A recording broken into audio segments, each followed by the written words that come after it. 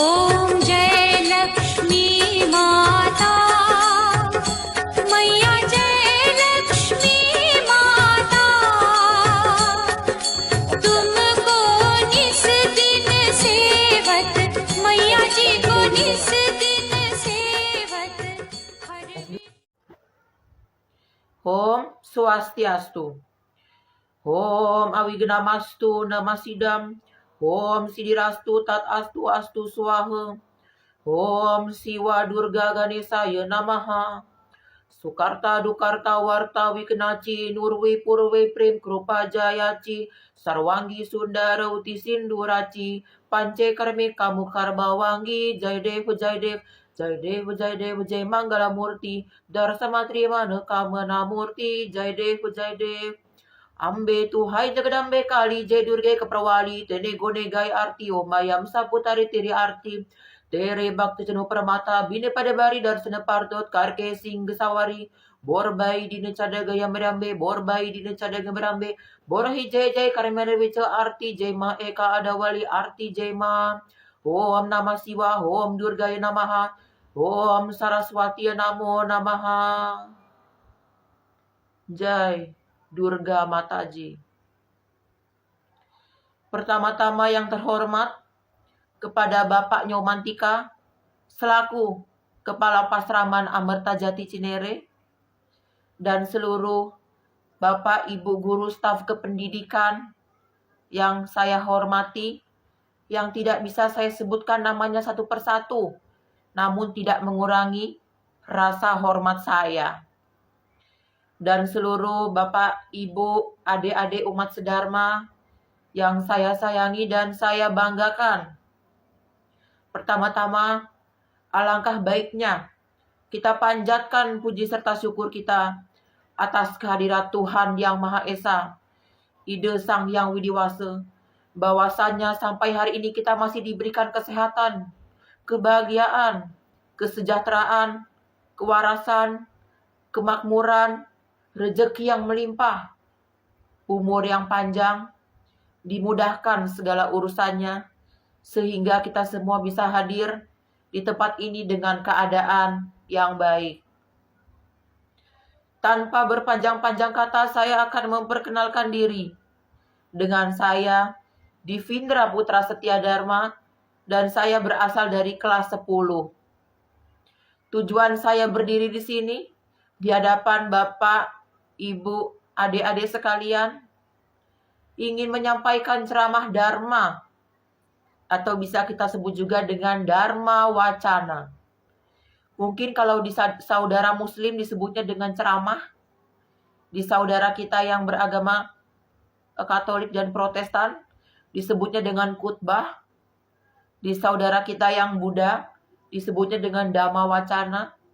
Berbeda sedikit dengan Hindu ya.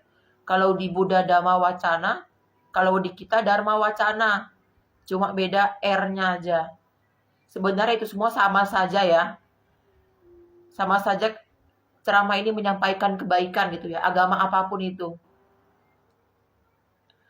Saya di sini Dharma Wacana mengambil tema pengaruh globalisasi bagi anak remaja Hindu khususnya yang ada di luar Bali. Pertama-tama saya jelaskan dulu, sebenarnya apa sih globalisasi ini?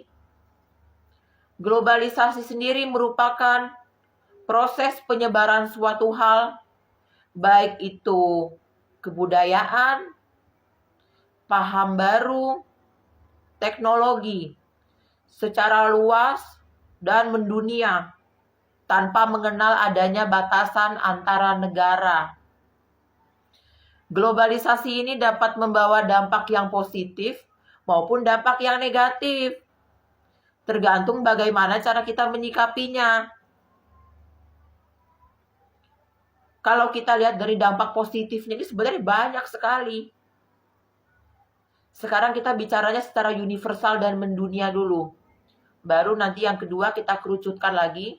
Kita bicaranya secara untuk anak-anak remaja Hindu. Dampak globalisasi yang pertama nih yang positif. Yang kita rasakan saat ini khususnya bagi anak-anak remaja. Mudahnya dalam pembelajaran. Ini sangat nyata adanya. Kita nggak ngerti matematika, kita tinggal cari di YouTube, cari di Google, ada caranya semua di sana. Yang kedua, globalisasi ini juga membawa dampak yang positif, yaitu kita bisa mengenal kebudayaan asing, kebudayaan dari luar negeri. Seperti kalau zaman sekarang itu kebudayaan Jepang ya, anime-anime Jepang yang mungkin masih digemari oleh anak-anak muda zaman sekarang, atau bahkan tari-tarian Korea, lagu-lagu Korea yang digemari oleh anak muda juga.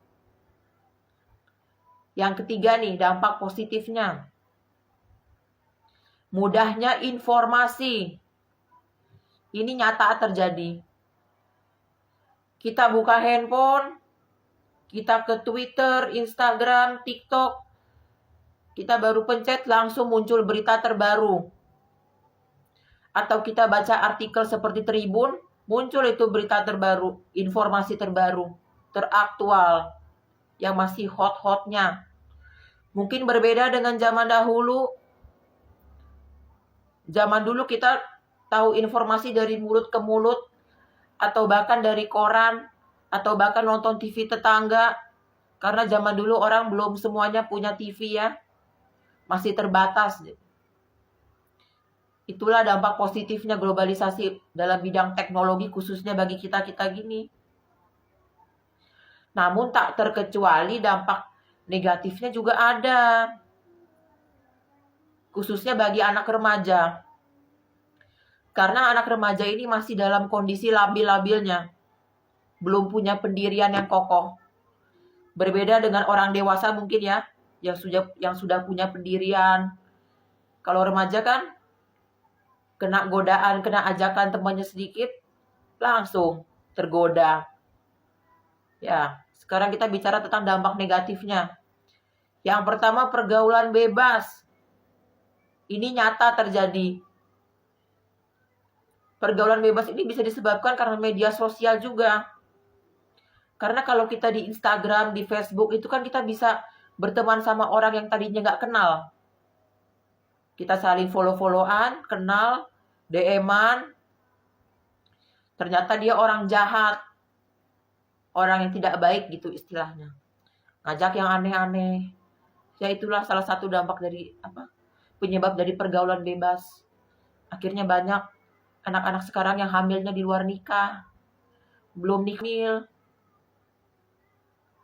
Yang kedua, anak jadi kecanduan gadget, jadi kecanduan elektronik seperti HP, tablet, laptop, sampai lupa sama segala hal. Belajar pun lupa, makan pun lupa, ya karena HP tadi. Makanya sebagai orang tua kita bisa membatasinya juga gitu ya. Jadi tidak membawa dampak yang buruk juga untuk anak. Seperti itu. Bahkan globalisasi ini juga dapat meningkatkan kriminalitas. Khususnya bagi anak-anak remaja. Makanya sekarang kita kalau di TV ngelihat banyak anak yang mungkin umurannya masih belasan tahun. Yang masih 16, 17, 18 udah jadi begal. Udah jadi perampok. Udah jadi pencopet. Ya mungkin karena ajakan-ajakan dari media sosial atau dari temannya. Kita nggak tahu juga. Nah, kalau tadi kita bicaranya secara universal, secara menyeluruh dan secara mendunia, sekarang kita kerucutkan lagi nih.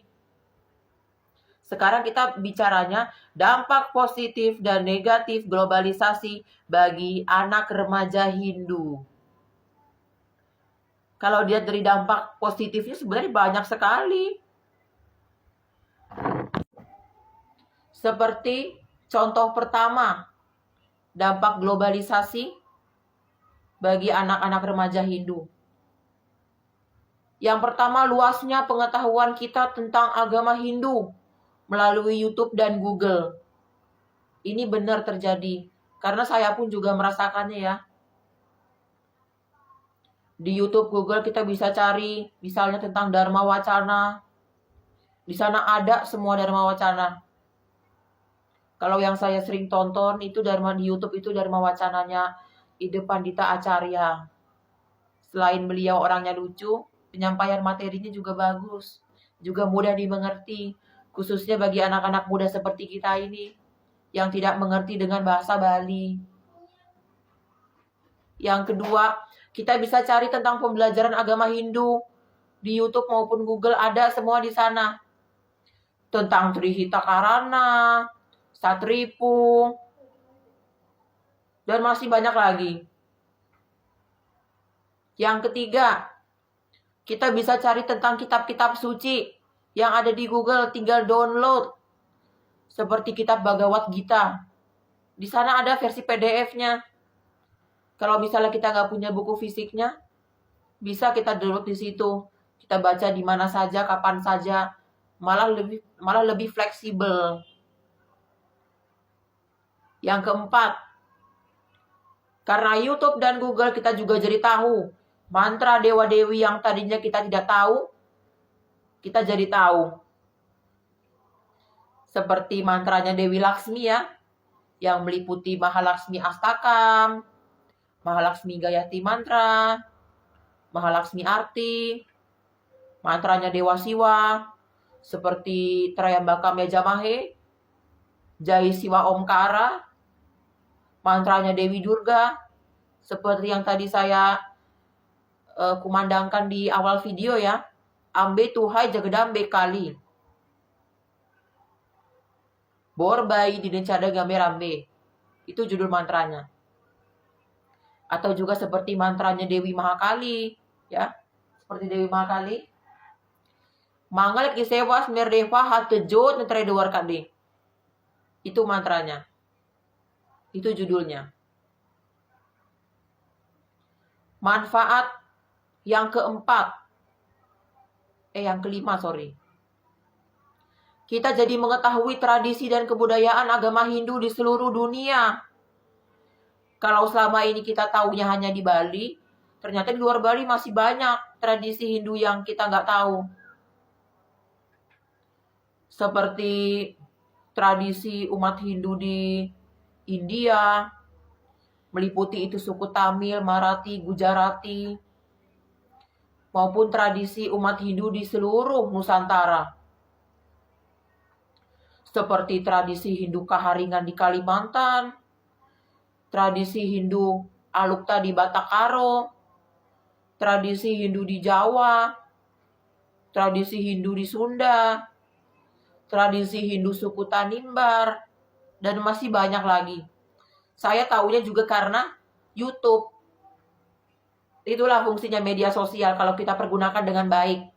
Kalau kita tidak mainnya cuma buka-buka yang aneh-aneh gitu. Lebih baik kita buka buat yang tadi itu, buat kita cari tahu tradisi-tradisi budaya Hindu, perkembangan agama Hindu di dunia, itu lebih bermanfaat.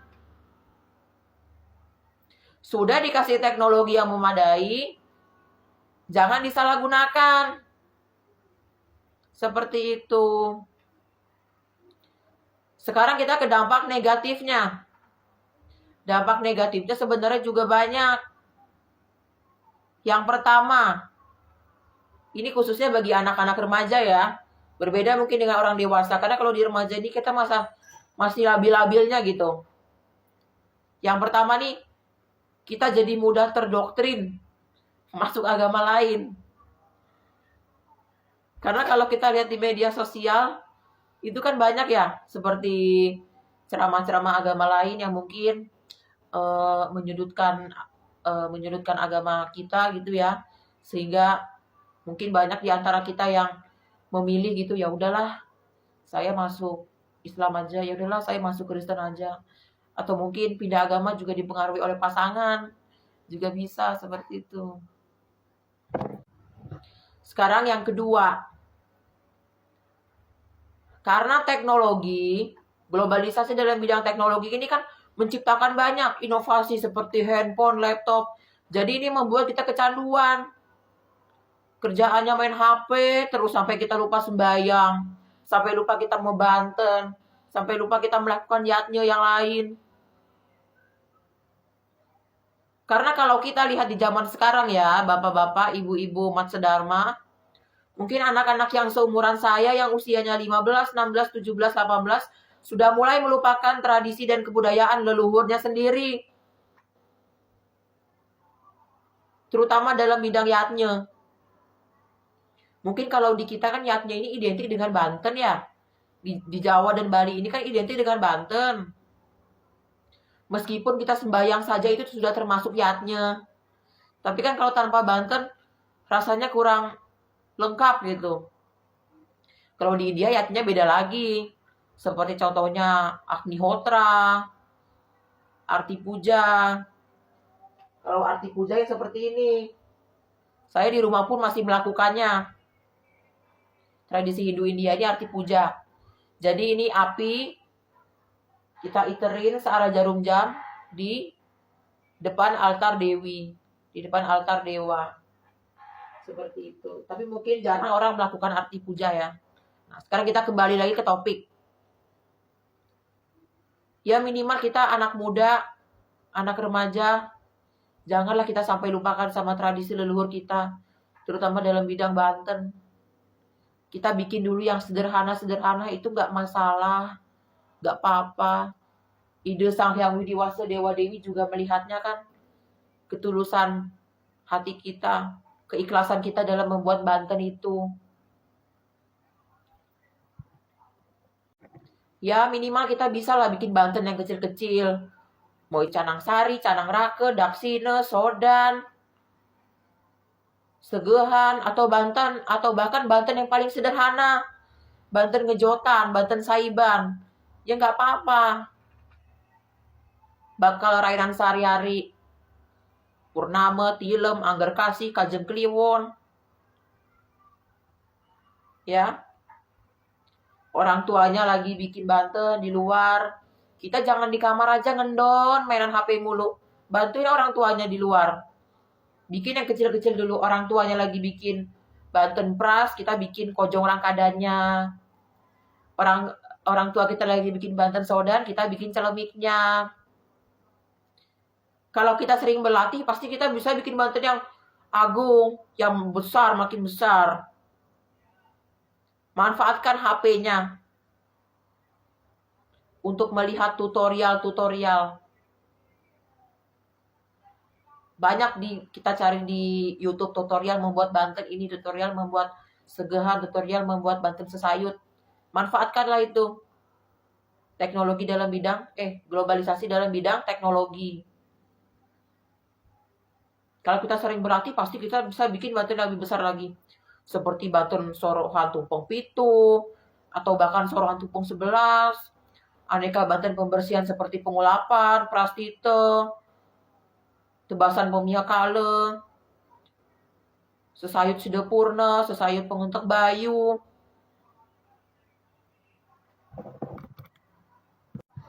Dan masih banyak lagi. Makanya kita sebagai generasi muda jangan malas. Kita lestarikan budaya leluhur kita biar nggak punah dimakan zaman. Karena kita ini kan jujur kita ini minoritas. Kita mungkin jumlahnya sedikit ya dibanding umat-umat yang lain. Karena kita kurang eksis. Khususnya bagi yang anak-anak mudanya kurang eksis. Nanti kalau generasi tuanya sudah nggak ada, siapa yang mau melestarikan lagi? Seperti itu.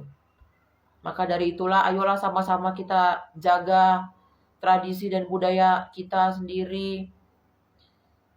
Kita manfaatkan globalisasi dalam bidang teknologi ini dengan baik, dengan sebaik-baiknya, agar agama Hindu semakin eksis dan semakin berjaya di masa depan. Sampai kita juga sudah tua-tua, semakin banyak lagi umatnya. Mungkin itu saja yang saya sampaikan hari ini. Semoga bisa menambah wawasan Bapak dan Ibu. Semoga globalisasi ini bisa membawa dampak yang positif ya, khususnya bagi kita generasi muda. Kita jayakan Hindu agar tidak punah termakan zaman di masa depan. Semoga Dharma Wacana kali ini bisa bermanfaat untuk kita semuanya. Mohon maaf bila ada kesalahan saya dalam berucap yang menyinggung hati Bapak, Ibu, adik-adik umat sedharma sekalian. Saya akhiri dengan Parama Santi. Om Santi, Santi, Santi. Om Namah Shivaya. Puji Dewi Kali.